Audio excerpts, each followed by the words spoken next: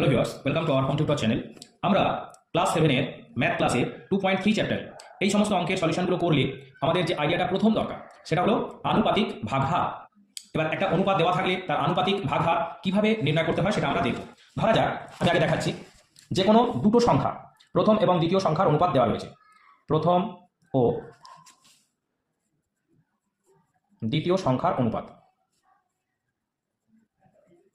ধরা যাক 3:2। তাহলে আমরা এখানটায় লিখব প্রথম সংখ্যার আনুপাতিক ভাগহার।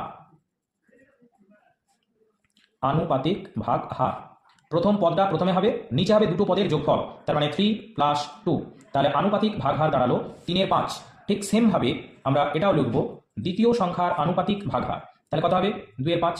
এবার যদি দুটো সংখ্যার সমষ্টি দেওয়া থাকে, ধরা হোক দুটো সংখ্যার সমষ্টি দেওয়া আছে 25, তাহলে এইখান থেকে আমরা নির্ণয় করতে পারবো অতএব প্রথম সংখ্যাটি হবে আনুপাতিক ভাগহার যা দেওয়া থাকবে দুটো সংখ্যার সমষ্টিকে সেইটা দিয়ে গুণ করতে হবে, তাহলেই প্রথম সংখ্যা বেরিয়ে পড়বে। 5 × 5 = 25, 3 × 5 = 15। অনুরূপে দ্বিতীয় সংখ্যাটি দাঁড়াবে 2/5 × 25, 5 × 5 = 25, 5 × 2 = 10। এটা 25 থেকে 15 বিয়োগ করা যেত, কিন্তু যেহেতু আনুপাতিক ভাগহার সিস্টেমে করা হচ্ছে, এইভাবে এই অঙ্কের সলিউশনগুলো করতে হয়। তাহলে প্রথম আমাকে জানতে হবে দুটো সংখ্যার অনুপাত যদি দেওয়া থাকে, তার প্রথমটার আনুপাতিক ভাগহার কি করবো না, প্রথম পদ ডিভাইড বাই দুটো পদের যোগফল। প্রথম পদ ডিভাইড বাই দুটো পদের যোগফল, তাহলে 3:5 বা 3/5, এটাই হলো প্রথম সংখ্যার আনুপাতিক ভাগহার। দ্বিতীয় সংখ্যার আনুপাতিক ভাগহার কি হবে? তাহলে দ্বিতীয় পদ মানে 2 ডিভাইড বাই দুটো পদের যোগফল মানে 5। এই সিস্টেমে কিন্তু অঙ্কগুলো হবে। যেমন এখানে প্রথম অঙ্ক একটা দেওয়া আছে, আমরা এই অঙ্কটাই সলিউশন করবো, একটু দেখি। বলছি গত বছরে রসকুণ্ড গ্রামে স্বাক্ষর এবং অক্ষর পরিচয়হীন লোকের সংখ্যার অনুপাত ছিল 4:1। গ্রামের মোট জনসংখ্যা যদি এত হয়, তাহলে স্বাক্ষর ও অক্ষর পরিচয়হীন লোকের সংখ্যা কত ছিল সেটা আমি দেখি।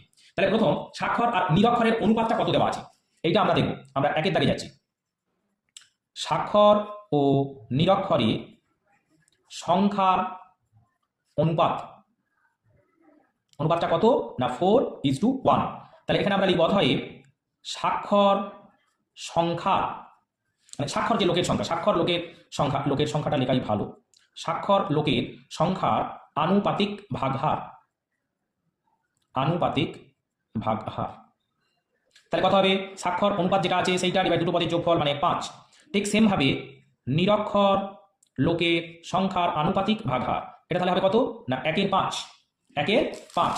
এইবার আমরা করবো অতএব এখানে যেহেতু আমরা জানি যে মোট লোক সংখ্যাটা কত, তাহলে এখানে মোট লোক সংখ্যা দেওয়া আছে, মোট লোক সংখ্যা 6550, 6550 জন। তাহলে অতএব আমরা লিখব স্বাক্ষর লোকের সংখ্যা, তাহলে আনুপাতিক ভাগহারটা কত ছিল? 4/5 গুণিতক 6550 জন। কাটাকুটিটা কিভাবে হবে? 5 দিয়ে কাটলে 5 13 65, 5 1 5, 0 হয়ে গেল। এবার ওটা 4 দিয়ে গুণ হবে, 4 0 0, 4 1 4, 4 13 52, 5240